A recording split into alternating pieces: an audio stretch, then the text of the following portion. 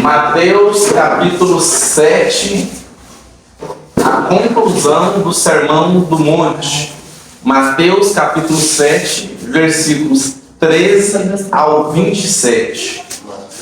Estivemos estudando o Sermão do Monte ao longo desses meses e já aprendemos muitas coisas. Aprendemos primeiramente as marcas e características daqueles que constituem o reino. Aprendemos também como orar do jeito certo, como jejuar corretamente, aprendemos como dar esmolas da forma correta e qual é a maneira errada de fazer isso também. Aprendemos que só podemos servir a um Senhor, não podemos servir a dois senhores. Também aprendemos acerca do julgamento, como julgar alguém corretamente e como não se deve julgar alguém. Temos vários preceitos, várias coisas. E o corpo principal do Sermão do Monte se foi. Agora temos a conclusão. Nessa conclusão, Jesus ele vai trazer pelo menos 4 comparativos. 2 estradas, 2 portas, 2 preceitos. E é interessante que Jesus fala acerca dos falsos profetas. Ele escolhe concluir todo esse sermão falando acerca de falsos ensinos. Essa era a preocupação de Jesus. Essa também era a preocupação do apóstolo Paulo. Ele fala isso em diversas epístolas. Cuidado com os falsos mestres. Aos Gálatas, pode vir um anjo do céu, você está fazendo diferente disso, está errado. E essa é a preocupação de toda e qualquer guia e líder espiritual. Se tivesse a oportunidade de dizer um último discurso, alguma coisa para alguém, sem dúvida nenhuma, com parte desse discurso estaria algum tipo de palavra nesse sentido. Acautelai-vos, cuidado com os falsos mestres, cuidado com os falsos ensinos. Está cheio disso aí por aí, está cheio.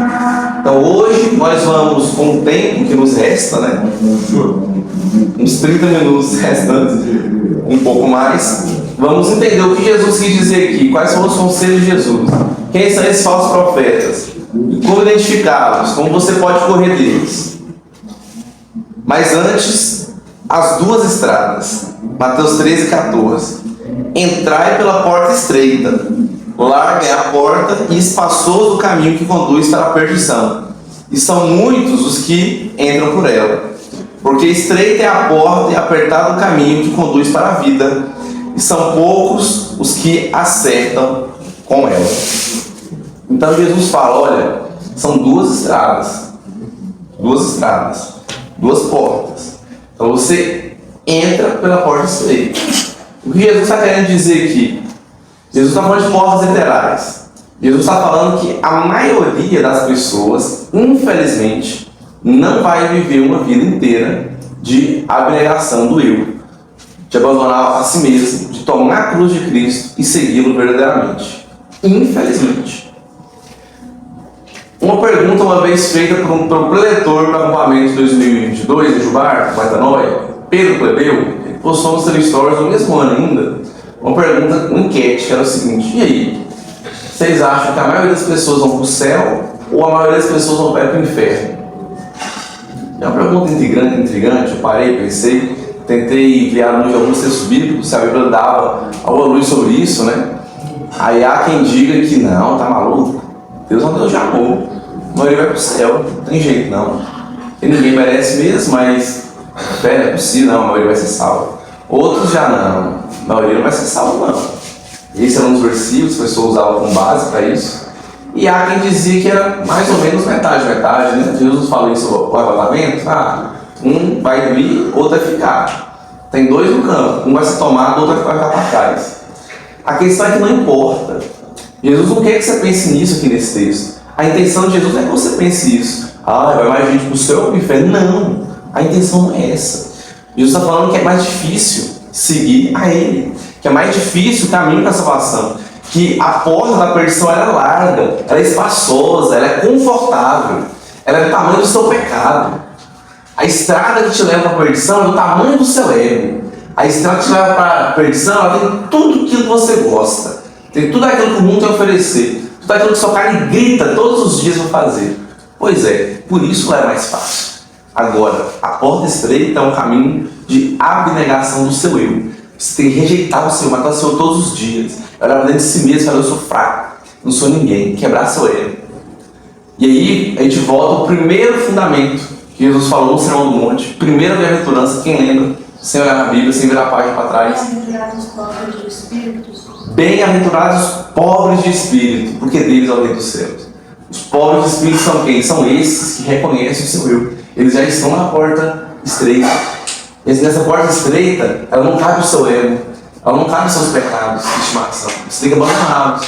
Então nessa porta estreita você olha e vê, o quão pobre espiritualmente eu sou, o quanto eu preciso de Deus. Então a intenção aqui não é focar em números, é focar em quantidades. Tá? Isso aqui é o começo do fim, né? O começo e introdução. Isso aqui é a base para tudo aquilo que Jesus vai falar. Então gravem bem isso. 15. Acautelai-vos os falsos profetas, que se vos apresentam disfarçados em ovelhas, mas por dentro são lobos roubadores. Então Jesus está preocupado com os falsos ensinos. Todos nós ficamos preocupados. Até vocês como membros se preocupam. Primeiro, se preocupam em aprender alguma coisa errada. Vocês se preocupam com isso. Como bons bereanos, a gente tem que conferir na Bíblia, né? Conferir nas Sagradas Escrituras, se realmente procede de Deus aquele ensinamento ou não. Volta e meia, alguns de vocês vão dar um vídeo, né, na internet, pode ser pelo Instagram, ou às vezes manda no próprio WhatsApp mesmo, e faz alguma pergunta. Tá certo isso? Procede? Isso é o desejo de alguém que não quer cair em heresia, não quer cair em falso ensino. Aqui, o que Jesus está falando é o seguinte: o falso profeta, você não identifica ele logo de cara. Não. O falso profeta, você descobre ele por implicação. Aí ele fica implícito que ele é falso profeta, não fica explícito. Gosto de falar isso com os alunos. Tem questões de matemática que dão informações explícitas, outras dão informações implícitas. Como assim? Exemplo, calcular a do quadrado. Para calcular a do quadrado, basta pegar o valor do lado do quadrado, porque os quatro são o mesmo lado, né? Por definição o quadrado é assim, e pegar aquele valor e multiplicar por ele mesmo. Né? Então, pega um quadrado, mede 3 vezes 3, 9. Então, 9 metros quadrados. Pronto, é só isso. Às vezes a questão vai te entregar de forma explícita isso, informação. O quadrado tem lá medido 3, toma. Às vezes não, às vezes está de forma implícita, mas está lá. Como assim? Vai estar assim, Sabendo que o perímetro do quadrado é de 12 metros, peraí, se o perímetro é 12, o perímetro é a soma dos 4 lados, eu faço 12 dividido para 4 e acho 3. Então você tem que pensar um pouquinho para chegar. E é esse tipo de raciocínio que cai muito em questões. O que Jesus está falando é justamente isso para vocês. Quando olha, os falsos profetas, não é bater o olho, pum, essa blusa é azul. Não.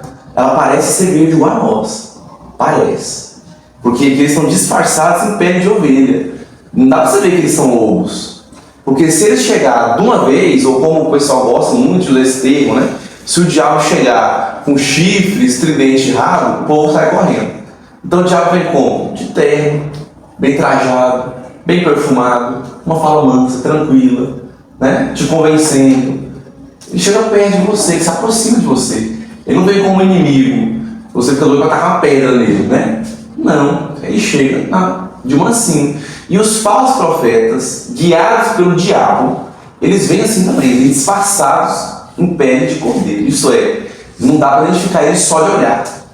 É igual joio e trigo. Se você passar uma lavoura de joio e trigo, dá um Google depois de uma hora. Não aqui no culto. Não é BD, dá um Google depois. Acabou de obedecer, dá um Google. Tá lá assim, joio, sei lá, joio e trigo. Se você olhar, parece a mesma coisa. Olhando de longe. Esses são os falsos profetas. Ou seja, a palavra que inicia o versículo faz mais sentido agora, né? Acautelai-vos. Acautelai-vos. Isso é, tomem cuidado. Fiquem espertos. Porque vocês são enganados às vezes sem perceber. Porém, Jesus não somente fala isso, cuidado, que tem falsos mestres que podem ensinar heresias e coisas erradas. E a internet, por um lado, ajudou muito, porque você não pode assistir aulas de um Israel na vida, mas de pregações de alguns Nicodemos, mas eu também tenho acesso a Bispo Leonardo, né? Também tenho acesso a David Leonardo. Então fujam os Leonardos e fujam os falsos profetas em geral. Mas Jesus também ensina, como você vai reconhecer eles então? Porque eles parecem ovelhas, então não está explícito que eles são lobos, mas está implícito. Tem como você descobrir. Né? Como é que eu faço para descobrir então? Vamos descobrir? Vamos ver o que Jesus ensinou? Pelos seus frutos o conhecereis. Como pode, colhem-se porventura uvas dos espinheiros ou figos dos abrolhos?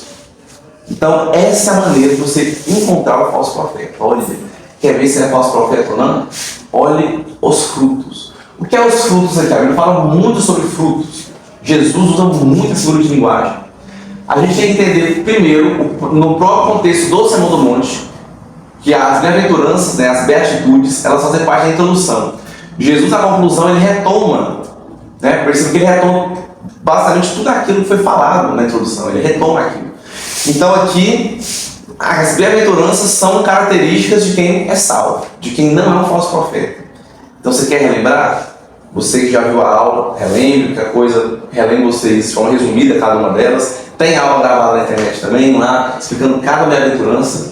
Olhe aquelas 8, não são 9, bem-aventuranças, e veja, a pessoa tem aquilo. Depois, você vai lá para Gálatas capítulo 5, vai ler o versículo 22 e 23. E aí você vai olhar o seguinte, as características do fruto do Espírito. Primeiro, amor. E do amor vem outras 8, segue-se outras 8. E há teólogos que digam, Nicodemos é um deles, que na verdade o fruto do Espírito ele é o amor. E que as 8 características que aparecem ali são os gomos do amor. Então, essa linha de pensamento é muito forte. E há quem diga que o amor é só 1 mais 1 dos gomos. Então, sendo 9 ou 8, o amor está lá de todo jeito, analise isso. A pessoa tem amor, essa pessoa ela tem longanimidade, tem paciência, temperança, domínio próprio.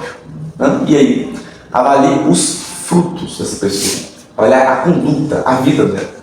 Outra coisa, os tesouros do céu, do próximo do monte. O principal fruto é esse. Lembra de João, quando fala assim, ó, eu não foram vocês que escolheram.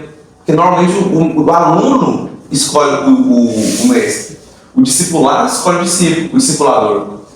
O jovem judeu adolescente, não é muito conselho adolescente, né?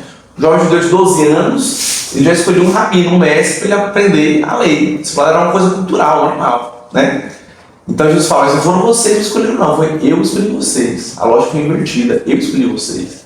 E eu escolhi vocês para quê? João 15, capítulo 16, ou capítulo 15, versículo 16. Para que deem muitos frutos. Que frutos são esses que está ali no texto? Almas salvas por reino de Deus. Essa pessoa, ela salva almas, mesmo ela só está conduzindo eles para a igreja e vai sortir dinheiro delas. E aí? Essa pessoa, ela faz com que as pessoas sejam seguidoras de Cristo e ela encoraja, exorta, e ensina a Bíblia e guia as pessoas para ter uma vida de santidade diante de Deus, ou não? Ou apenas as convida e basta números? E aí? Quantas almas foram salvas por intermédio dessa pessoa? Então, esses são os frutos. É isso que a gente tem que avaliar. E Jesus traz uma figura de linguagem muito boa para eles, uma metáfora, né? Que, poxa, para nós hoje em dia deve ser difícil imaginar. Mas ele fala o seguinte, ó. Você não consegue colher uva de espinheiros. Os espinhos, quando eles estavam ao olhar à distância também, eles poderiam se parecer com uma parreira, que é o pé de uva. Não sei quem já viu um pé de uva, aqui no Brasil a gente tem bastante, né? Na nossa região, em Anápolis, o clima mais propenso. Minha tia tem, né? Minhas primas têm na casa dela o pé de uva. Aqui em Goiás não é tão propenso assim, a gente tem um calor bem definido, um frio bem definido. Mas ela se confunde com o espinho, né? Mas quando você espera passar mais um tempo, é questão de tempo para você ver que esse não é pé de uva, não. Eu nunca vi uma uva dela. Todo cristão produz um fruto. É impossível não produzir. Se não produz, me desculpa, você ainda não é um cristão. Você não se converteu de verdade, você não retornou ao caminho de Cristo. Você deve produzir bons frutos. A sua diferença com o falso profeta é que você não está ensinando coisa errada aí. Pelo menos não para você. Então, pelos frutos você vai conhecer. E ele fala ainda, pode figos nascer figo dos abrolhos? Os abrolhos, para vocês entenderem melhor, o boiano entender melhor, a gente chama de malícia, sabe? Que é aquelas pragas. Não tinha praga na terra antes, né? O pecado em todo mundo e por isso a terra começou a dar espinhos e abrolhos. Então as duas pragas lá de Gênesis, Jesus retoma elas aqui. Mas enfim. Então a malícia. E quando ela dava flor, a flor dela era muito parecida com a flor do figo. Era muito parecida. Então quando você olhava a flor, você fala, olha, um figuinho, que legal. Espera passar mais uns 2 meses, 1 mês pra você ver. É isso. Analise o cara. Vamos ver se esse cara aí tá falando a verdade mesmo. Vamos ver se ele é um falso profeta. Vamos ver se ele prega a palavra ou se ele fica com teologia da prosperidade.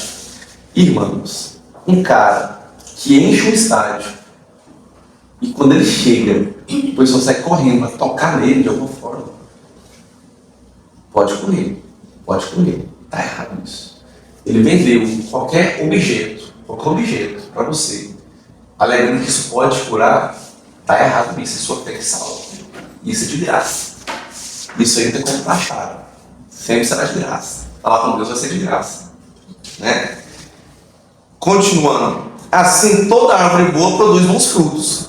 Porém, a árvore mal produz maus frutos. A árvore má produz maus frutos.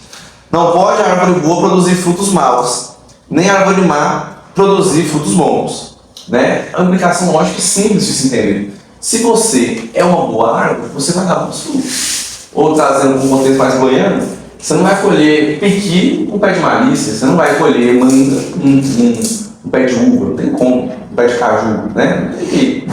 Então, se você é um bom cristão, você vai dar bons frutos. Né? Bons frutos serão colhidos.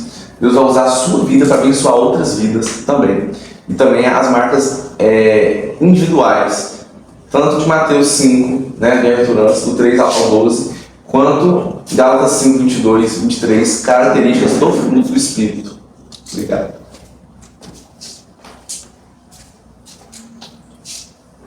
O que acontece então com essa árvore? Olha aí, Jesus fala. Toda árvore que não produz bom fruto é cortada e lançada ao fogo. Assim, pois, pelos seus frutos o conhecereis. Jesus dá muita ênfase. Perceberam? Dá muita ênfase. Jesus está mais preocupado em te ensinar como identificar os falsos profetas do que de fato te alertar que eles existem. Nota que a Bíblia ela está aqui. Ela é a palavra de Deus escrita exatamente como Deus quis que ela tivesse sido escrita. Exatamente. Cada palavra. Tirando os colchetes, né? Se tem colchete, você pode tirar. Fora os colchetes, parênteses. Não, parênteses tá.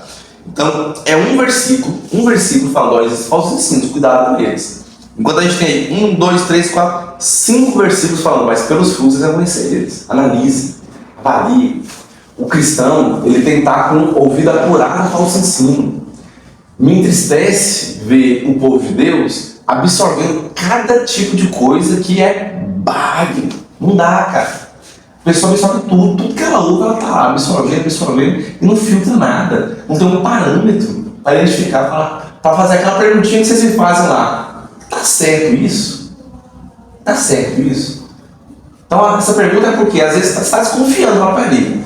É porque toda mentira ela vai vir mascarada de verdade. O lobo não vem te morder, não. Ele vem em pele de cordeiro. Senão eu te enganava. As pessoas serão enganadas. A primeira coisa é você saber avaliar para você não ser enganado. Nós, enquanto igreja, temos que nos ajudar enquanto isso. Ok? Então, avalie, não absorva tudo. Ah, mas porque está falando de Deus, né? Eu tenho esse irmãozinho aqui, que eu acompanho, eu fico assim, ô Senhor, vontade de falar mais, mas me segura um pouco às vezes. E não é muito bom, e, tipo assim, não é muito assim a nossa linha, mas pelo menos está falando de Deus. Compensa. Aí eu, ao invés de falar uma coisa mais dura para a pessoa, eu gosto de falar o seguinte: eu gosto de usar essa figura de linguagem, agulha no palheiro. Então imagine que tem um diamante, né? Você tem uma terra muito grande e tem um diamante nela. Então, ouvir um sermão de uma pessoa assim, de um David Leonardo, por exemplo, pode ter um diamante, mas depois você vai de lá. Pode. Eu já ouvi uns 3 e tem um diamante assim lá. Só que para que eu vou fazer isso se eu posso ouvir a pregação do Hernandes Dias Lopes? E lá vai ser uma terra menor e com muitas joias preciosas, entende? Não compensa. Sem contar que para pegar esse diamante passa muita pedra e muito barro. É perigoso. E você vai começando a ouvir isso, vai começando a amassar seu ego, quando você começa a gostar demais disso. A pregação vai ser confrontativa. A Bíblia inteira é confrontativa, ela te confronta, ela te chama, te convida para uma vida de mudança de vida, para uma vida prática, em santidade diante de Deus. Então cuidado, Jesus dá muita ênfase que são falsos ensinos. Então tem uma vida apurada de falsos ensinos, como os bereanos estão conferindo se os apóstolos estão pregando da forma correta, né? E eles estão certos. Versículo 21. Outra coisa. Isso aqui eu vou pular. Então vou pular. Importante, muito importante dar ênfase, porque, como eu disse para vocês, esse Sermão do Monte, muitas heresias vieram do Sermão do Monte, muitas pessoas interpretaram errado. Então, quando Jesus fala que a árvore má vai ser lançada ao fogo, ele fala claramente sobre o inferno. Não vou me delongar falando sobre o inferno. O inferno é eterno e ele existe. Ponto. Ok? O inferno é eterno, ele existe e é eterno, ele não acaba. Tem algum sentido isso aí que você está falando? Não, isso aqui, interpretação. É outra interpretação? Não, mas é porque algumas pessoas dão ênfase, e eu não vou citar assim, especialmente nossos irmãos pentecostais, que eu amo do fundo do coração, mas dão muita ênfase no seguinte: no medo de ir para o inferno. Jesus não está querendo te fazer sentir medo de ir para o inferno aqui nesse texto. Não está.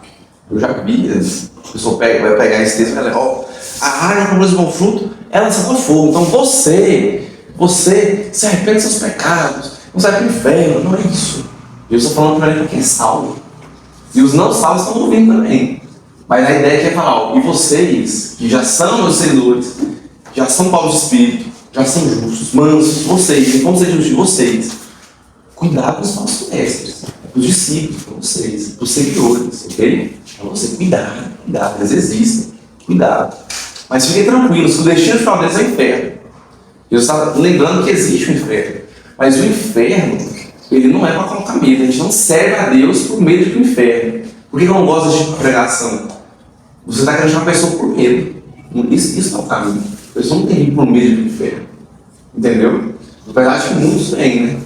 Eu sei que a gente dá salinha que não estou falando que tem isso aqui. Mas a minha época era criança aqui.